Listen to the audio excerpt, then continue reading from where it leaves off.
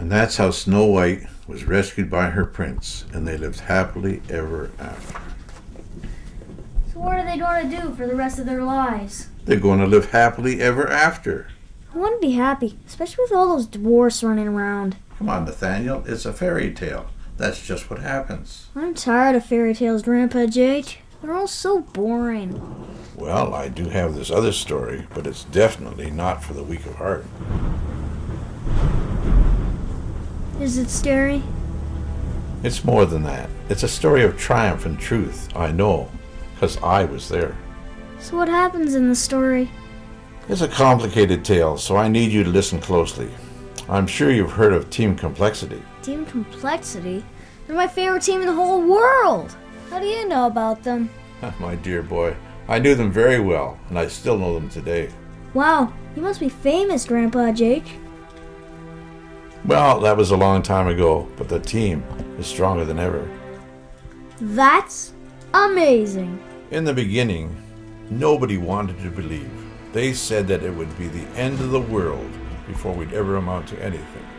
They said it would be Armageddon.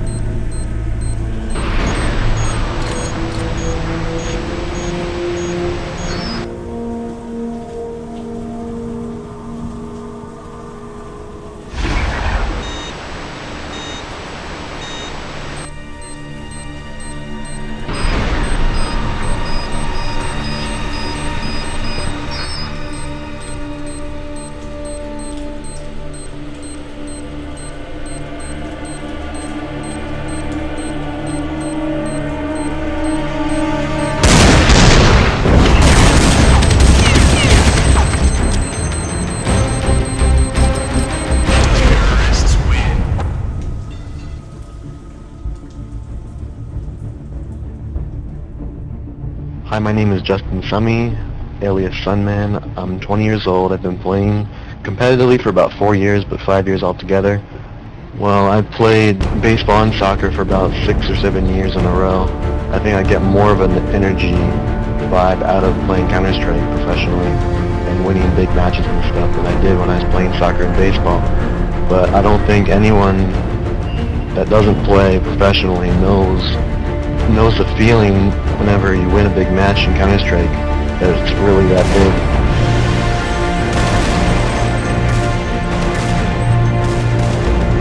I love competition, and that's what it is. The competition that gets everyone going when you're playing the team that's better than you, and you're the underdog and you beat them. That's when it really sticks out in your head. Those matches always stick with you forever. So we're going to lock down here on the 5 members of Team X. They're going to be working up alternate middle right now between alternate middle and regular middle. Ion's getting boosted up in the window. Rankin's working his way up. Middle apartment's going to go ahead and turn down my in-game sounds real quick, guys. But we have a good round panning out in front of us right now. We got in the middle. Oh, Trip pushing up into the window room, takes down Ions. Titus able to get a pick there onto Trip. Storm fires back onto Titus. Man, he gets taken down to Mikel as well. He's getting demolished there. Rector's going to fire back onto Storm. Going to be just Fraud here left at this bomb site. And we got 2 members of Team Zex left. The complexities 3. Bombs getting planted here by Hickey and Rector LMS. 4 Team Zex. Rector's up in the apartments. Hickey's going to be back by middle. Still getting flanked here by Sunman. He's going to turn the corner. Flanked by Sunman. Sunman takes him down. He's going to be deported. Up on the sniper deck. Rector goes down at the hands of Sunman. Wasted there, destroyed. And the bomb's going to get In our match at EastWC versus Mouse Sports, I was in a 2-on-1 versus Roman R and Neo. I planted the bomb in the lower site, and I ran to the doors quickly.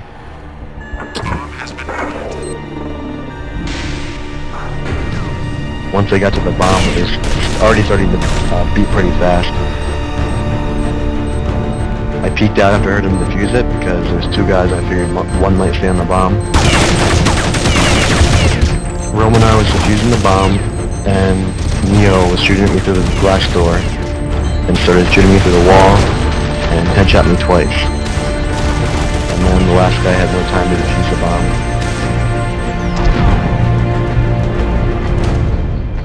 I like to be the first into the bomb sites. I'm really a point man on this team. I like it. I like being the first one in. If I make my shot, we're going to win the round. If I miss my shot, we're probably still going to win the round because I have 4 great teammates behind me. Pick up exactly where the guy is and take care of him without losing any more people.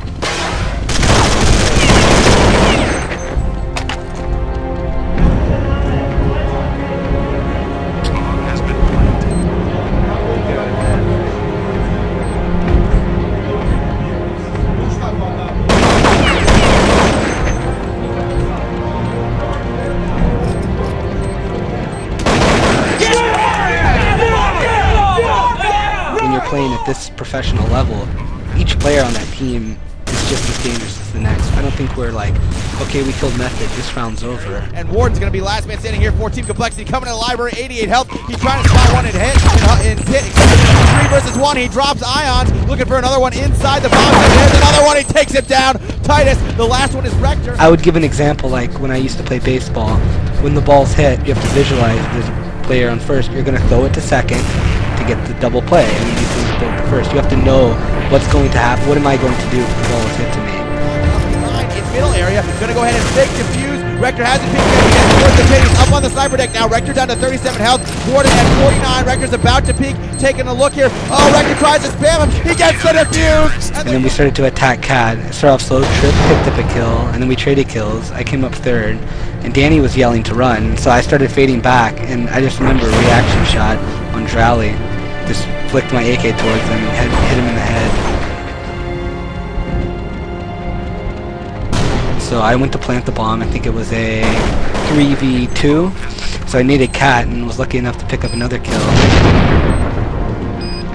And then SPX picked off Fraud, peeking as usual. And Sunman, was me and Sunman in a 2v1, so he started to spam me. And I just came around the box and shot him on the side. It's so relieving to be in a 1v1 and win, because that just, you're up 6-1 in the finals match for $40,000.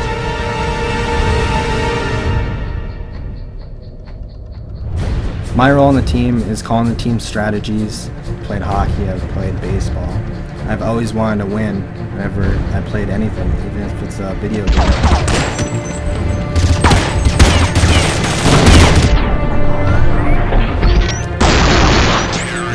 Every time I call a strategy, I know in the back of my mind that this could make or break the game. Every time I call the right strategy, it just reinforces that I'm making the right decision.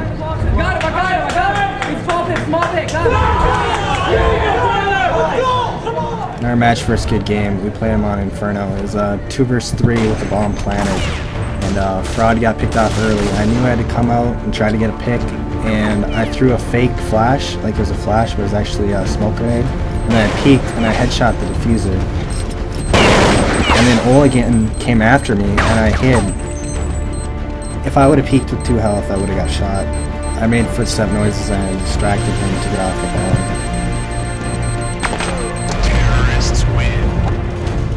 I've actually played CS since the second day it came out. I've learned the game is less about reflexes and more about preparation, more about learning from past mistakes that you've made.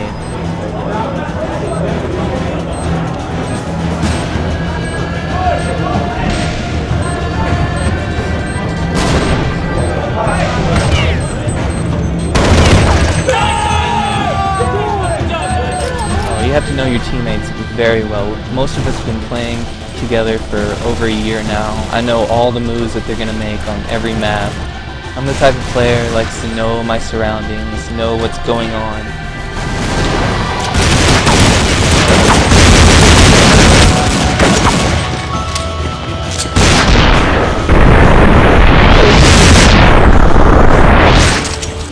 I'm not like Matt or Danny, first guy in. I'm more of a cautious player. I check almost every single corner when I'm going in. I understand their gameplay. I know when they're going to be peeking corners, and I'm able to outsmart my opponents. I prefer it to be that way because I have the match or the round in my control and come back out when they're least expecting it. We got Deagle armor, as we normally do on our save rounds. I went to my normal strike box.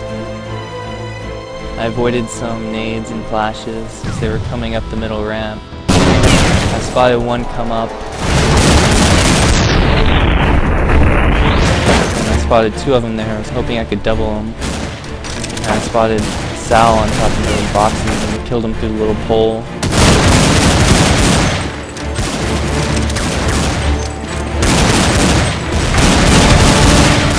Felt awesome doing what I did, but I knew that it was because of my teammates that I was able to do that. I'm normally around the second or third person to go in, mostly behind Warden. Warden's the one that he likes to go ahead and go first, but I'm the one that kind of initializes the attack. Spam now being worked. Rector getting the drop there on Storm. That was beautiful, all the way over by the library there. Drops him. Ion's now pushing up to support him. Fraud, nice, drops Rector. That's an impossible shot, and he pulled it up, sorry. Ion's now all the way into the middle of the bomb site. Trip dropping 1-2 for Titus. And then swivel around 180, drop him in the head. Once again, an awesome shot.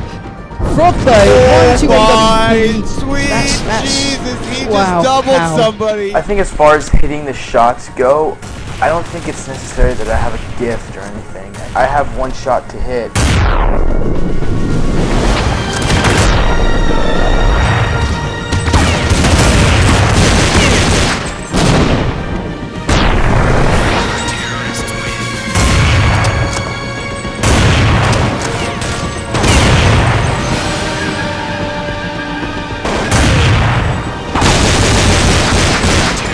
Right now, all the way into middle, up at the top by Stevie. Spawn with 2 MP5 kills, make it 3, 4. Storm comes in with the last kill. And The game against NIP was very back and forth, and it was one round, they went inside and they rushed it. We needed a momentum change in order for us to just grab those 2 rounds and help them to stop buying and stuff.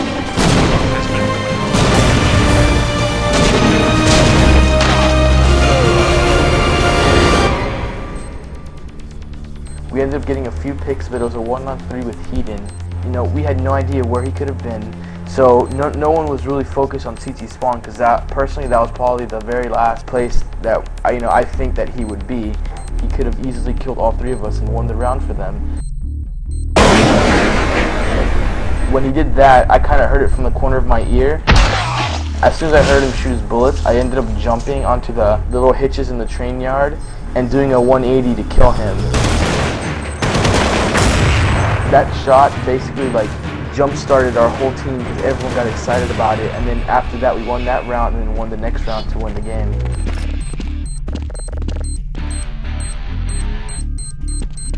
Counter-terrorists win.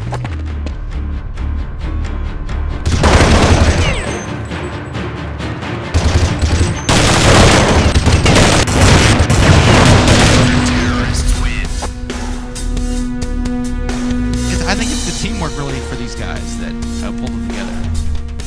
You know, the practicing, dedication that really made this team good. Complexity has the dedication. I have to say the win at ESWC for Complexity is a massive accomplishment. I mean, winning a major tournament, there's nothing like it. I mean, you can come in second place a million times, but until you win, it's a totally different thing. And Complexity has now won, so I mean, the sky's the limit for them still. They're now our American team. Stay on top, and that should be Complexity's goal.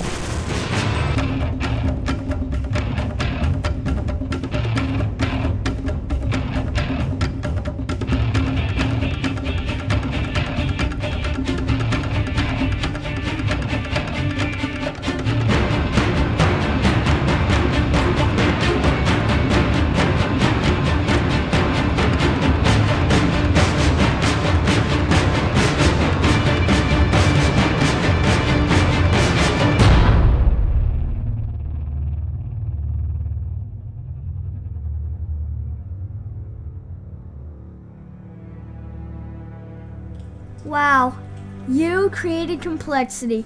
You made them world champions. Created the team? Yes. But made them champions? They did that themselves. And I'm proud of them. I bet they're proud of you too. Oh yes, I think so. But remember, winning isn't the only thing that's important. It's about teamwork and dedication. Someday, I want to be just like them. You can be, if you remember the things I told you. And that, my boy, is the moral of your bedtime story. Grandpa Jake, wait. So just what happened after you left the team? I sold the team to a man named Midway. And the rest, you could say, is history.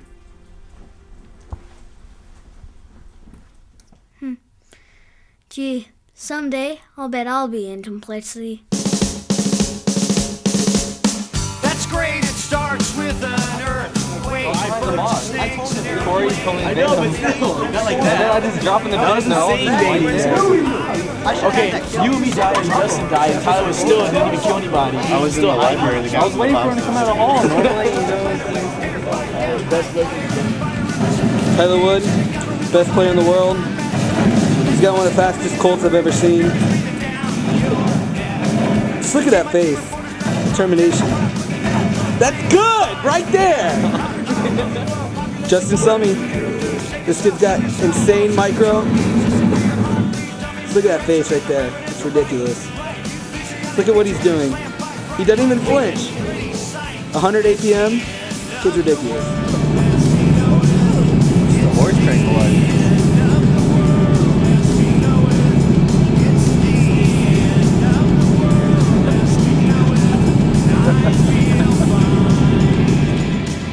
Best opera in the world. Any questions for me, Matt? Why do you talk shit in invites, girl? No comment. Tripp's computer was down, so it was time for me to dust off the mouse. After a couple of bad rounds, I knew it was time to pull out my MP5 of death and get my first Cal invite kill. Although that was the only match we lost that season, it felt good getting that kill. At least now I can advertise Cal-I experience when looking for a pug on IRC. You can't turn the slowness on volume.